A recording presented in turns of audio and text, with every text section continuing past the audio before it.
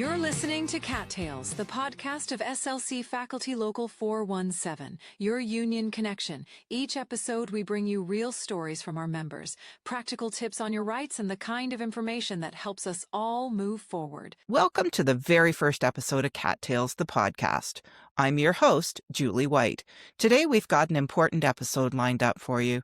First up, we're joined by our communications officer, Christina Chrysler, who's going to share why we launched this podcast and what you can expect to hear in coming weeks. Then we're going to turn the spotlight on a panel featuring Local 417 President Christina Decarie, Vice President Tabatha Rutledge, and Lead Steward Gillian Axten, who are going to talk about what to expect in these challenging times in our colleges and what the union is doing to protect jobs. So settle back, subscribe if you haven't already, and let's dive into today's episode of CAAT Tales. Joining me is the brains behind this project, Christina Chrysler. Christina, welcome to the podcast. We're at least going to have an audience of 2. Yes, and 4 if we invite our mothers to listen. My mom's in. I know that.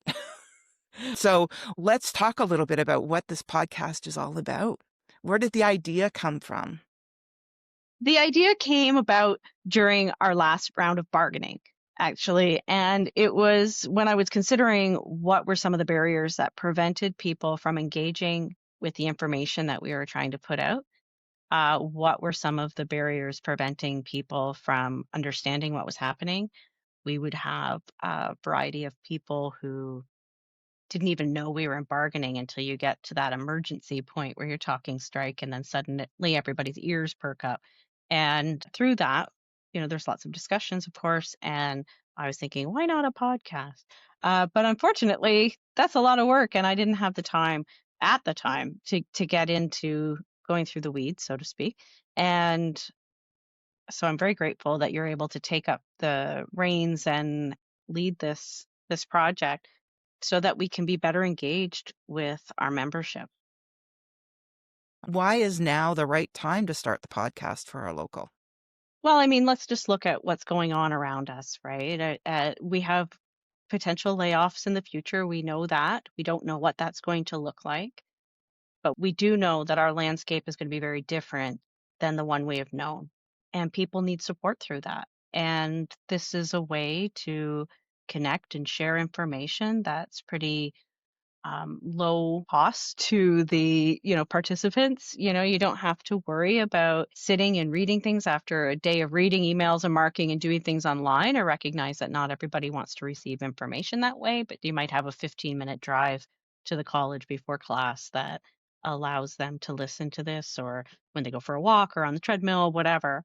Great. And it's going to be about more than simply this is what's in the collective agreement, right? Yeah, I mean, snooze fest, right? So, it's basically when the communications committee that was formed previously began the CAAT Tales and the Friday Digest under Christina Decarie as communications officer. The idea was that the digest comes out every week with time-sensitive information. This is things that you need to know in the moment or are happening right now. And the CAAT Tales exists to be this member-driven, larger document that we were able to provide more detail for things, that members were able to contribute portions to, that was to build collegiality. And never do we need that more than now. So the podcast can augment that in a lot of ways. It allows us to have conversations with people. Hopefully members will want to participate and have these conversations so we can learn a bit more about each other and remember that we're all humans, right? We're not just people behind emails and people the name of. There are real people out there living lives well beyond the college, and we want to hear about those. Excellent. So what kinds of stories and segments can our listeners expect? Well, it's going to evolve, right? We'll see what works and what doesn't. It will be a healthy mix, ideally, of information being shared, timely things that are timely, as well as general larger labor movement type information and discussions, and as well as specifics from members, like what's happening in your life. Are you participating in something outside the college that you really are proud of or you want people to know about? Do you have a hobby you want to talk about? I mean, everyone who knows me knows I could talk about alpacas forever. So like I'm not going to bore anybody with that podcast, but you might have your equivalent. Alpacas are my Roman Empire. I want to know what other people's Roman empires are as well. That's awesome. Maybe we can start a farm animal podcast if this one Maybe. takes off. Yeah. Can you tease a fun story or maybe a surprising tidbit that we can expect coming up in a future episode? One thing I think will be interesting, or I'm looking forward to hearing more from, is when you have some conversations with our lead steward, Gillian Axten, the gripes versus grievance conversation. And now, another fun episode of Is It a Gripe or a Grievance? Things are actual issues that we can put forward to help you with, and what things I'm afraid you're just screaming into the void about because we can't do much for you, but we understand where you're coming from. So I think I'm really looking forward to hearing more of that information from Gillian. And that will be a fun segment. In terms of any future guests coming on the show, are there any people that kind of top your list right now, Christina? There is one individual who I learn from every time we have a conversation, and I think other people would as well, and that's Ekta Singh. And I really hope that she is willing to come on and provide some discussion. I think there are many ways that we can diversify our representation at a local level to ensure that we are meeting the needs of all of our members and representing all of our members well. And that comes from member engagement. And so I'm really curious. I would love to hear more from Ekta. I hope she can share some of her knowledge and experience with us to both inspire members to participate and also help us gain a vision for how to best represent all members of our local. Inclusion sure is essential. And I know as a podcast, the whole focus of this is to be by members for members. Can you talk a little bit more about that, Christina? Is there any member out there who is doing something that they want to share with us? So are they part of a performance? Are they part of a club or a group that's doing something that's looking for members? Are they wanting even to have, lunchtime meetups once a month or something on their campus? Share that with us. Come and talk to us about it. Are there people working on their master's or PhD thesis that need opinions and participants or want to share that they're doing that? Come and tell us about it. Anything really. We want this to be by members and about members, and recognizing that not everybody has time to write an article about themselves and submit it to us to put in CAAT Tales. Having a conversation, hopefully, is an easier way to share that information. It's important for everyone to remember that we are all the union. We are not stewards and LEC on one side and serving members who are a different group of people altogether. We are all members of the union. We all build the union together. We are as strong as we are in our solidarity. And so this is just a way to continue to build those relationships, to build collegiality, to support each other through what's going to be some difficult times ahead as we have faced layoffs and that we don't know about exactly, and also rebuild the culture. We have power in that, and what that looks like and how that feels for us. And hopefully CAAT Tales can be part of bringing people together again and reminding each other of our humanity and who we are. Welcome back to CAAT Tales. I'm your host, Julie White. At a time we've seen more than 10,000 positions eliminated in colleges across Ontario, we're going to focus on some of the tough challenges ahead for the SLC Local 417 members. Today, you'll hear about what your union is doing to protect full-time positions, and we'll break down what the collective agreement really says about layoffs. Because clarity matters when times are uncertain. Joining me now are SLC Faculty Local 417 President Christina Decarie, Vice President Tabatha Rutledge, and Lead Steward Gillian Axten. Welcome, ladies, to the podcast. Thank you so much for having us. I'm excited to get into today's show to chat with you a little bit about where we're at with the Save Our Colleges campaign, what that means for us specifically at St. Lawrence College. I want to talk a little bit about our Swifties and get a glimpse into perhaps what we're looking at in the next several months.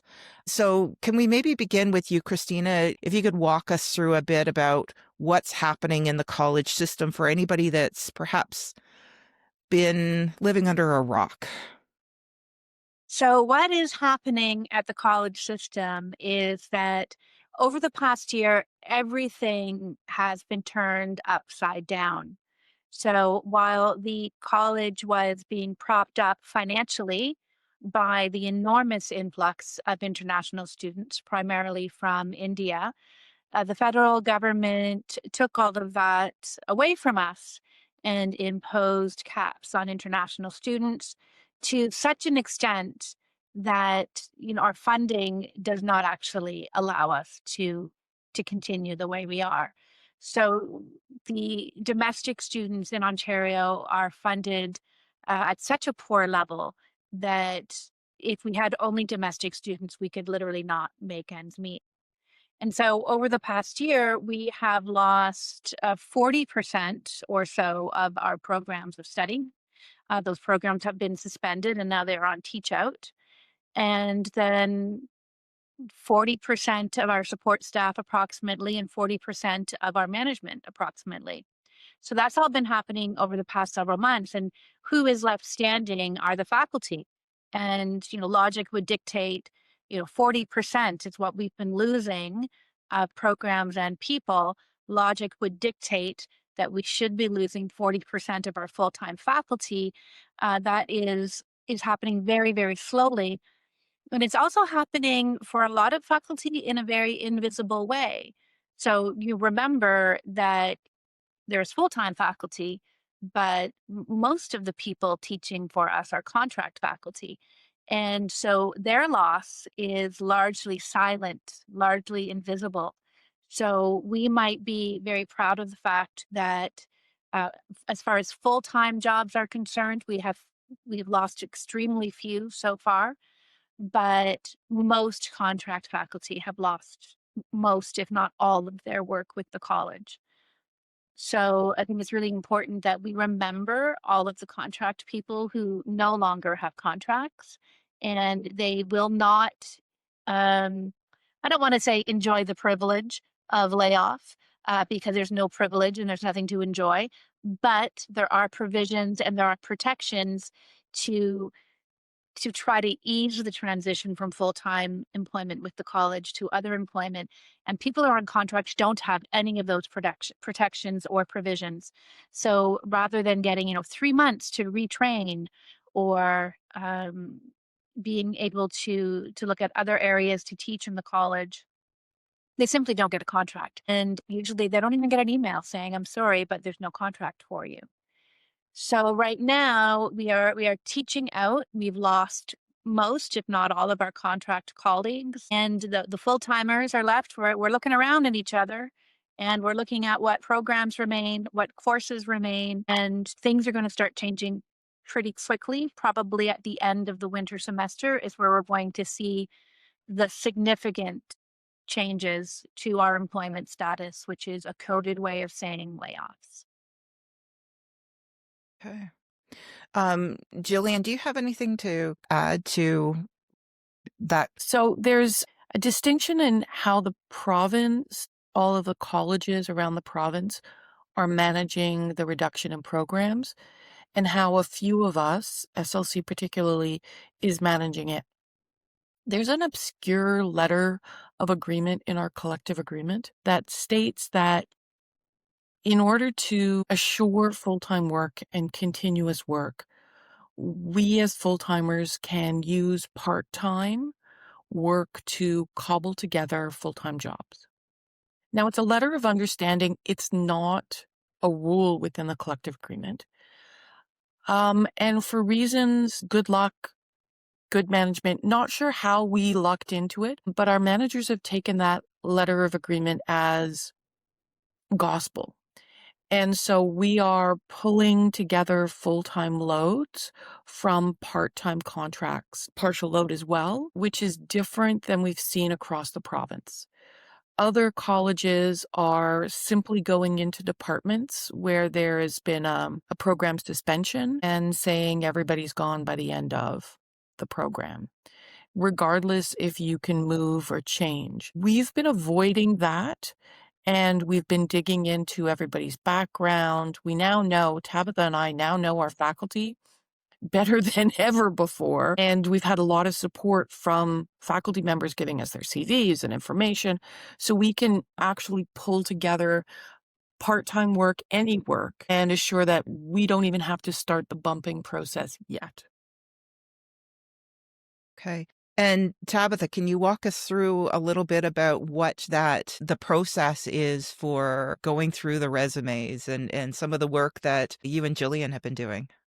Absolutely. So we were lucky at the beginning of the process when we knew that there was potential for layoffs and restructuring. I was working with Tracy from Loyalist College, and LECs have tried to share resources and keep each other up to date on different committees about, strategies. And one of the things that was posed was to do a Microsoft form. And that's what we did. And we asked everyone in the beginning to submit information, their CV, what course, go through the website. What courses have you taught before on your old Swifts? What courses that you think you could teach?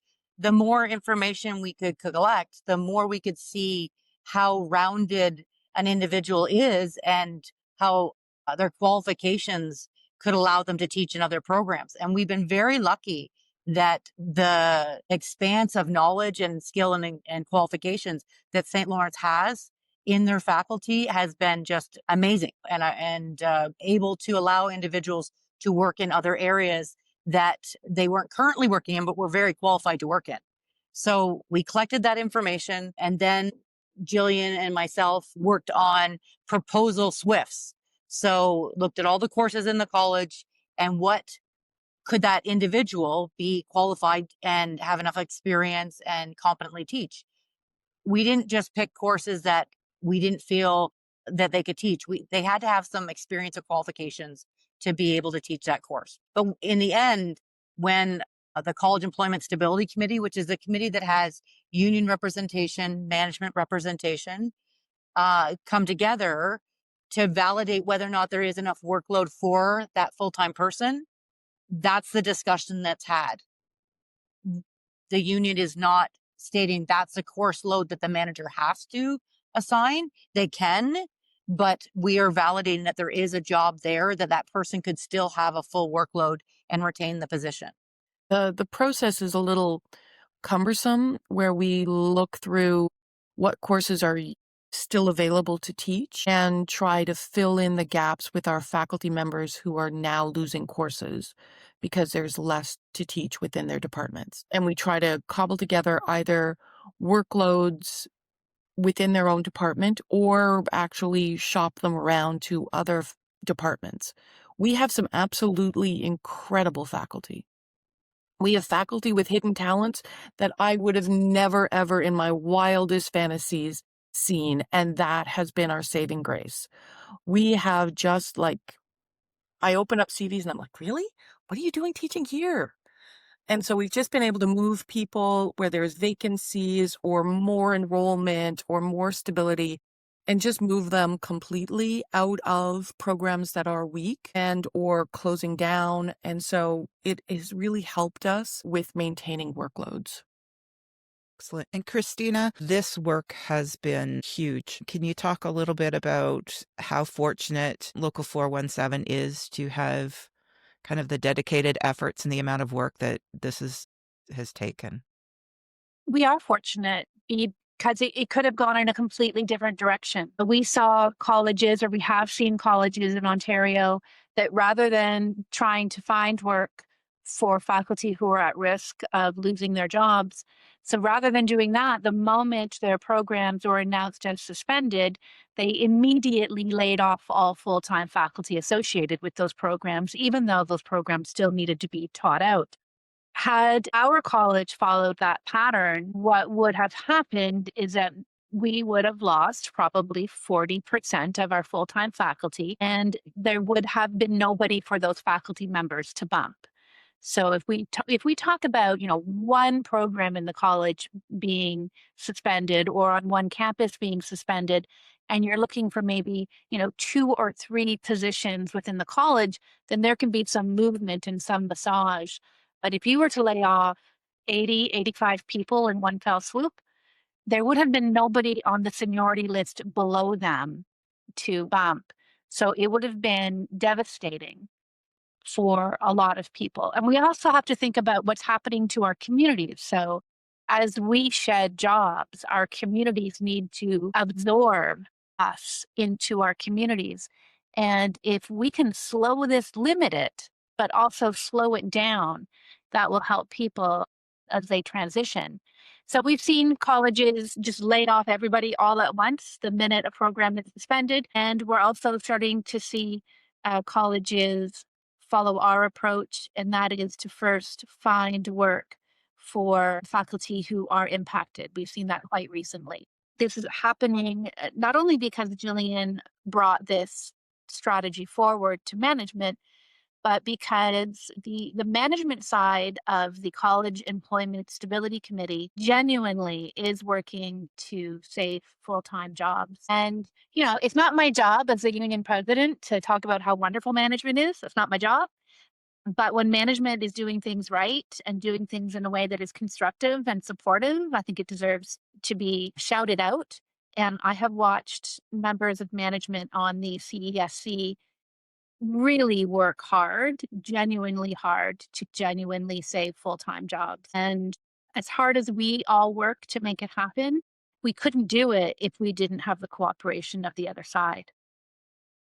Excellent. And that's really important to know. And when you go into those meetings, you have already done this important work of trying to figure out the puzzle of what programs are, what pieces go into it.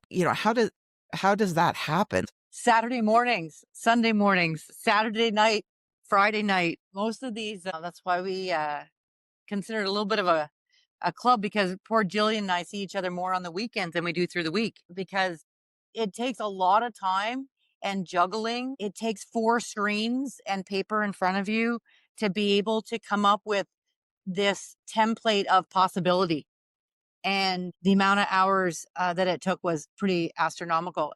It's like right now we've, had meetings in the CESC that have been able to validate that there was jobs this fall and that there's jobs in the winter and jobs, we're working on, I think Gillian, we've already done next September, our side for next September, but we're working on next January.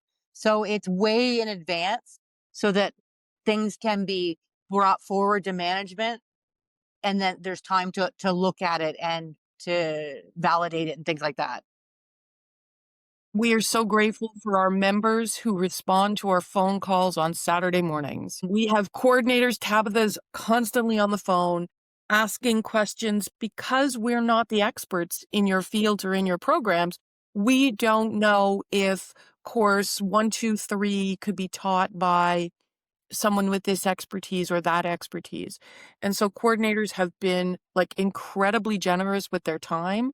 If they see Tabatha's name on their phone or mine, they're more than likely to pick up and help us out right there, even if it's family time, because they know we're in crunch. We're trying to get this done and we're trying to work for the collective good. So thank you so much to all those coordinators who are reached out to at strange times during the week. And answer what might seem like a random question out of the blue. Like we might text them with no preface. Like we won't say, oh, we're in a meeting right now, we need to know about this. No, it'll be a random text, and they don't question it. They just answer it. So thank you so much. This is all volunteer time. by you guys. Yes. And when we say you guys, I mean, it's Gillian and Tabatha doing all the heavy lifting on this. Kudos to you. Well, it's worth it if all the work that we do, it's worth it if we can hopefully save jobs and give people that, even if they are going to be laid off, a longer, as Gillian said, landing strip, so that they can be able to prepare. And even that one extra semester that we were able to hold a full-time position could mean the world to somebody and their family. So that's why we do it. And you're not creating the SWIFts for people. Who is it that assigns SWIFts? Can somebody talk a little bit about that? Well, I can jump in with that. So it's complicated. So the way that Gillian and Tabatha prove that there is full-time work is by creating a SWIFT. Management is doing the same thing on their side. Management is creating SWIFTs in order to prove that there's full-time work. And then in the meetings, they both sides bring out their SWIFTs and start hammering things out and massaging things. The associate dean is pulled in as much as possible to provide clarification. And then that information is given to the associate dean. For the most part, in my experience, both sides are doing such a good job that what the associate dean gets is probably what they're going to go with. However, I do know that faculty have gone to their associate dean to say, can we swap this? Can we tweak this? And while, I don't want to say, oh, that's really easy. They can move things around. They can't necessarily, but they can try. They can do their best. And I have heard good things about faculty speaking to their associate dean and getting things tweaked or refined. And so any request for that kind of change should always go to your immediate manager. So it's complicated, right? The CESC is not assigning work, but the way that they prove that there's work is by assigning work, right? And then the refining, the tweaking, the ultimate work of managing that is the associate dean. The associate dean is limited by the work that the committee has done, and the committee is limited by what the associate dean can assign. It's very complicated, and it's very iterative. What's occurring is it can be a series of dominoes. So if faculty A wants to swap a course, it may not just be a 1-for-1. It might be a new prep for that person and a new prep for another faculty, and that bolsters their SWIFT enough to assure that there's at least 40 hours of work. That's our goal, is 40 hours. Obviously, management would like 44, but if we can get 40 hours, that's, in my mind and in management's mind, good enough to show there's a full-time work. Because we get so much more time for a new prep, having new preps on our SWIFTs have really saved full-time positions. And I know it's more work for faculty. It would be much easier for all of us to teach the same courses, but in teaching the same courses with lower numbers, we wind up with lower SWIFTs. By virtue of that, everything shrinks down to the bottom. So it's not always easy. It's very domino effect. If I move one, then it could have this ramification, that ramification, and the others. So we try with management. So Tabatha and I do mock SWIFTs Saturdays and Sundays. And then I bring it to management and we sit with management who's done their mock SWIFTs. And then we pull together where management will say, oh, there's no work for this person. I said, well, how about we do this? And management says, how about we do that? And we find a way to find a way. And thus far, we've been really successful at it. Because management hasn't balked at the use of part-time contract work within the full-time workload, we've been much more successful. And as to a lesser extent, because there is less of this kind of work, but committee work. Sometimes sitting on a committee will save somebody's job. Somebody else might say, oh, but I've been on that committee forever and it's my favorite committee and I love it. But they could give up that committee time and still have a full-time job. But giving that committee time to somebody else who hasn't done that committee work before could save their job. So it's a matter of what's more important, that you have everything that you want on your wish list, but your colleague loses their job, or we all kind of get what we want and we all get a paycheck every 2 weeks. These sound a bit like Band-Aid solutions, but there are new programs coming, right? So can you talk a little bit about that? So there's been a few program announcements. The most recent one is the BCom, so the Bachelor of Commerce in Innovation and Sustainability. As programs grow and we get, it's a 4-year program, we'll get more than one semester running, we'll be able to retain more faculty to teach that. And as we get new programs, hopefully coming in September of 2026, that's going to be able to maintain some of our current faculty. And the idea, I know from management, is to have a whole bunch of new programs by September of 2027. But new program creation isn't the simple dean of faculty or both have this wonderful brainchild and they know there's employment and they've got the curriculum. That's all great.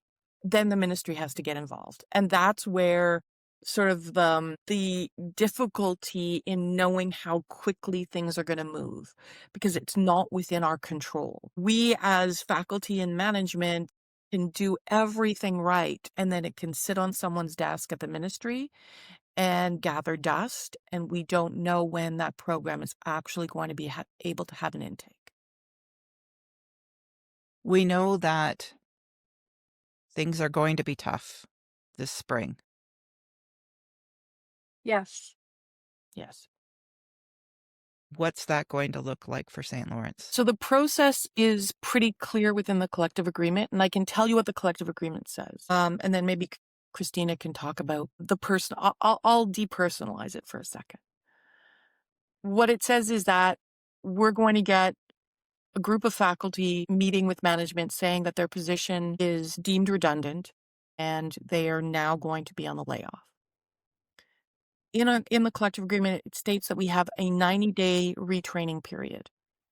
Now, for most of our jobs, 90 days is not enough time to retrain.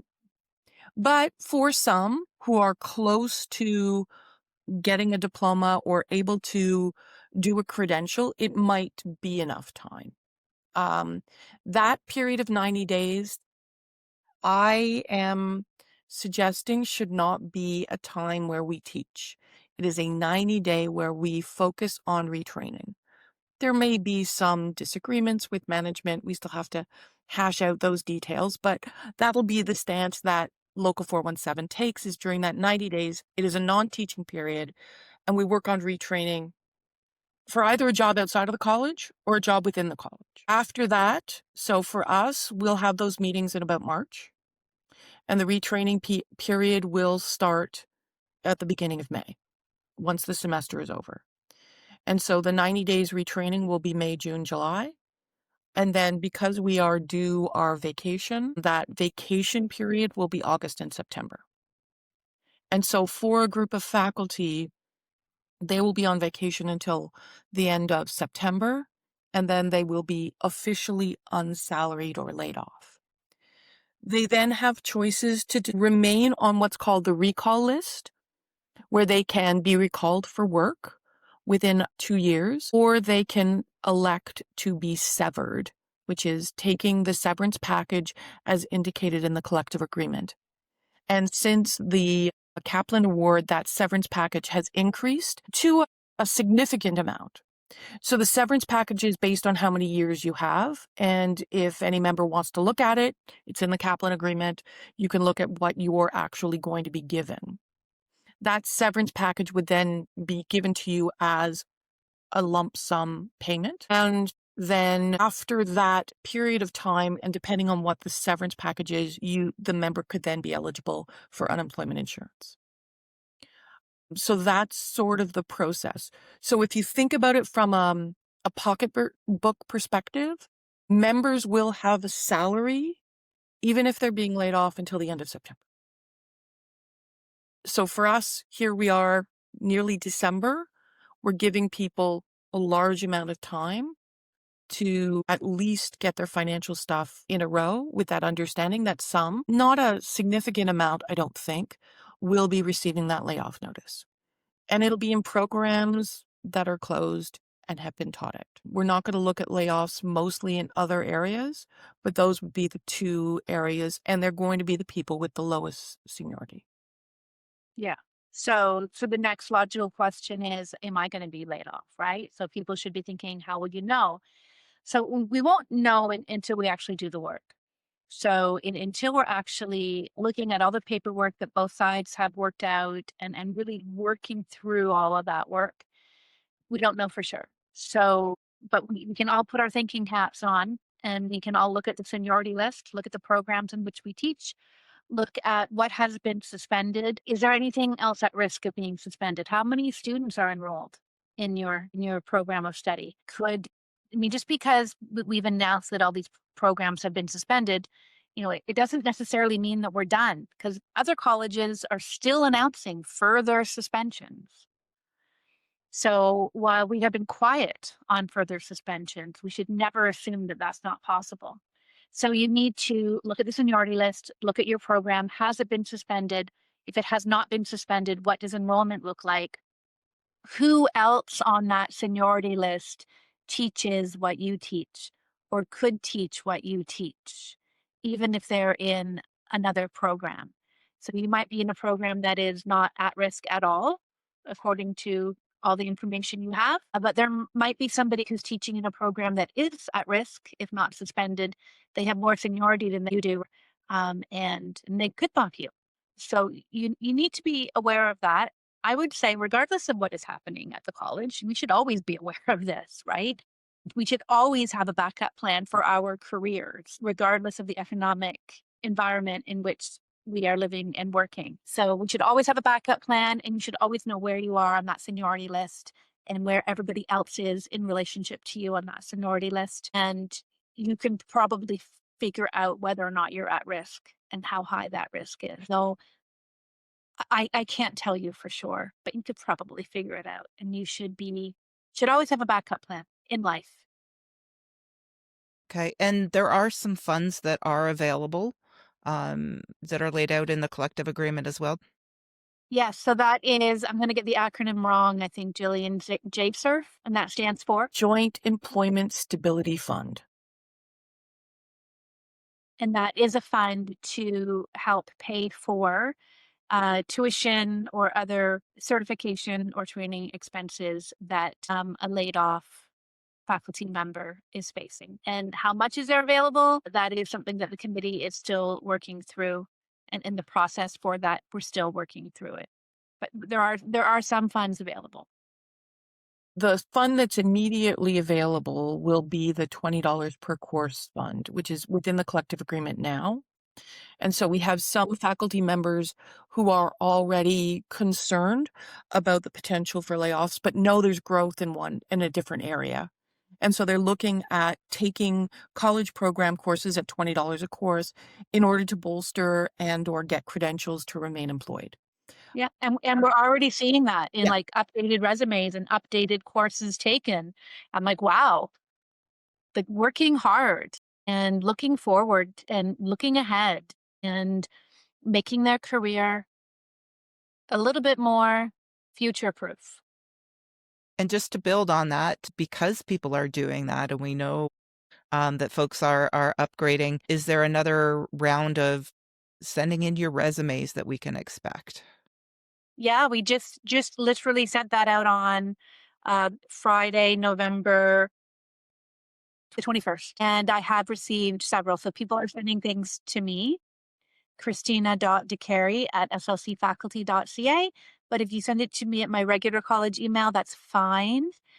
This is not confidential or sensitive communication. So people are just making sure that we have an updated resume. Some people are also sending an updated list of courses that they identify that they're able to teach, and that's fine as well. And just sending it to me as an email, as an attachment. And I think people worry about that. They think, oh no, you're going to be getting hundreds of emails with attachments. I am a machine on my computer. It is not a big deal. And that's going to be very helpful.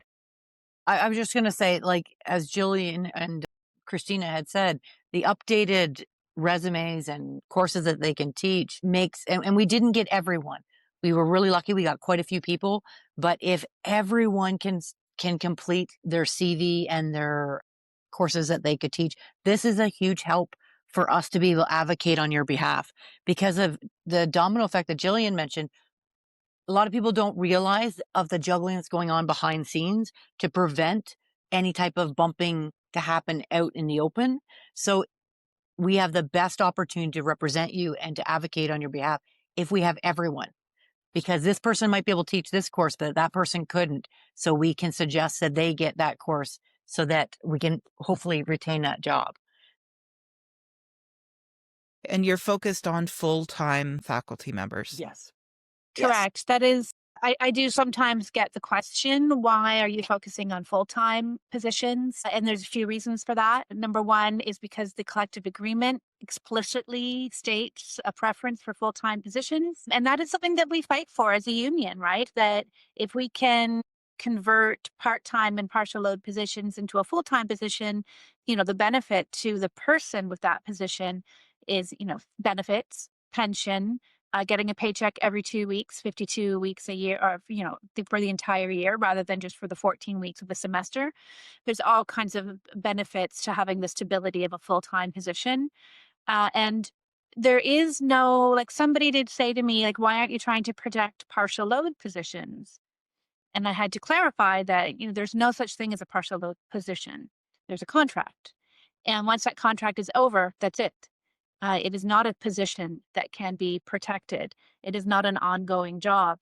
And people who have contracts semester after semester after semester, it does feel like a position. It feels like a job, which is why it's all the more crushing when they don't get any more contracts and nobody even acknowledges that they don't even have a contract anymore because it felt like a job. And for many people who are partial load, that is their only job, but it is unfortunately not an ongoing position. And it is just not logistically possible to protect something that, quite frankly, doesn't exist. One of the questions I've been getting recently is, when is bumping going to happen? Because there is a bumping process within the collective agreement, people think that the people at the top of the seniority list are going to be told, you now have to bump. And it's somehow going to be their choice or their right to bump down. Yes, technically that is true, but the way we are doing it is we are doing the bumping behind the scenes. So we assign work from the person with the most seniority in our college. So in our case, top of the seniority list, Sean Bulleris, from there all the way down. So all of the work gets assigned level by level by level by level by level. So when there's no work left, it will only be the people where there's no work left. We bolster it with partial load and part-time. We're able to take all of that work and bring it into that, so that every course that is fathomably teachable by our faculty are given. So when we get to the layoff period, there won't be any bumping. It will have already been done. Yeah. And to clarify, bumping only happens between full-time positions. So full-timers are not bumping partial loaders. Partial loaders are not being bumped. It might feel like they are, but ultimately, contract people are not getting contracts. They are not being bumped. Nobody is trying to push them out of a job. It really underscores how precarious the contract work is. So when we went on strike in 2017, and the core issue was the precarity of contract work, and full-timers really supported that reason for walking out. Many of us have been partial load or part-time. We understand what it means, but we work with people who are living with precarity. And this is what precarity means. It means that it's not secure. It's not safe. There are no protections. And so the language from the collective agreement doesn't apply. So full-timers are not bumping partial loaders. Partial loaders are not being bumped, even if it feels like it. And bumping does not start until the layoff process starts.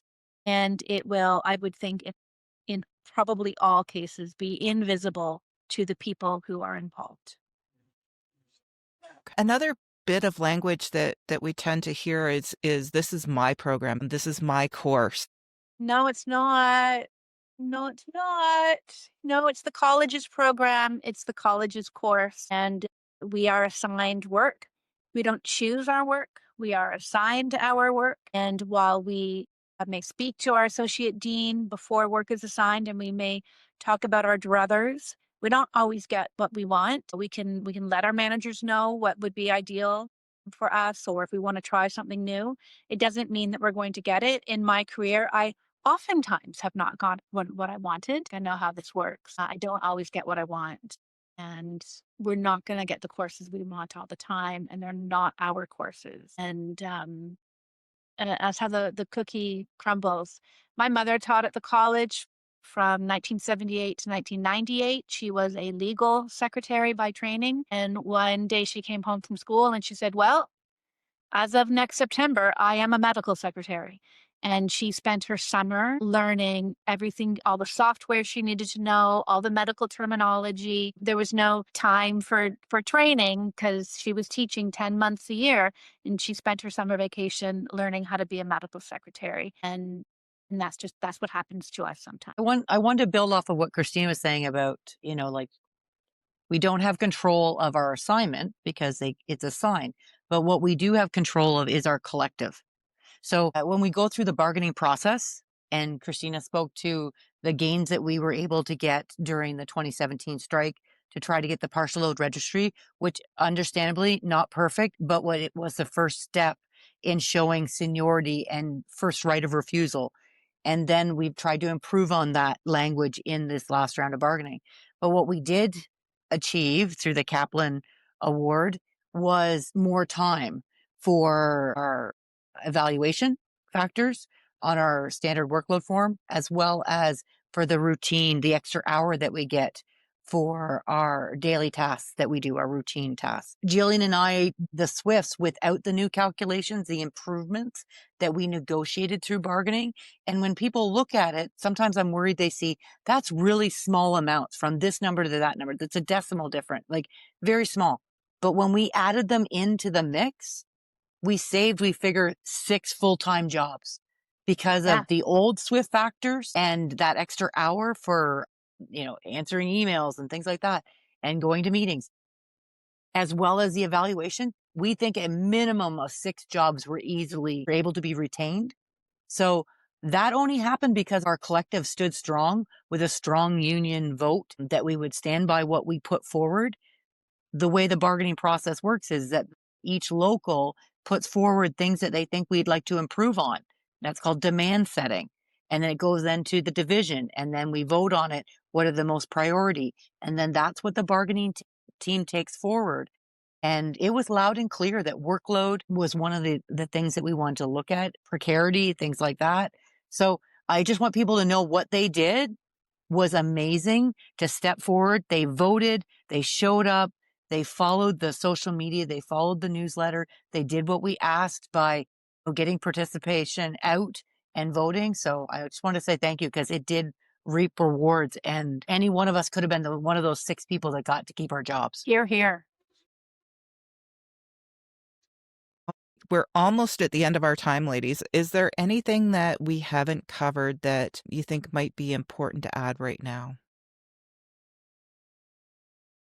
I think to be kind to everyone, just be cognizant that each of us are going through stressors, and we can be kind to each other and make sure we're being supportive, because it is a stressful time for everyone. And owning that we have a part to play in keeping it calm and being as positive as we can and supportive to our union members and to our students and management.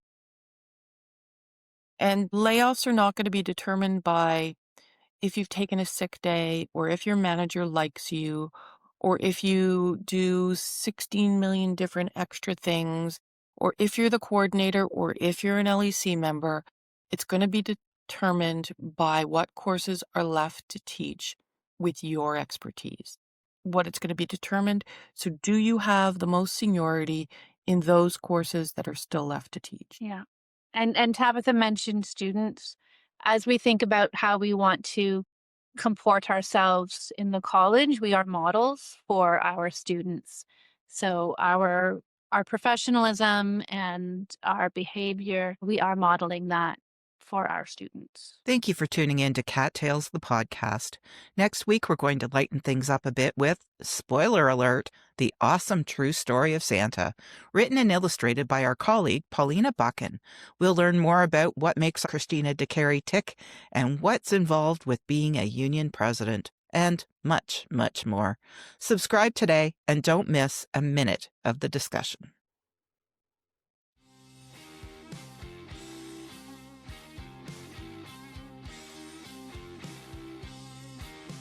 You've been listening to CAAT Tales, stories that matter to faculty and beyond.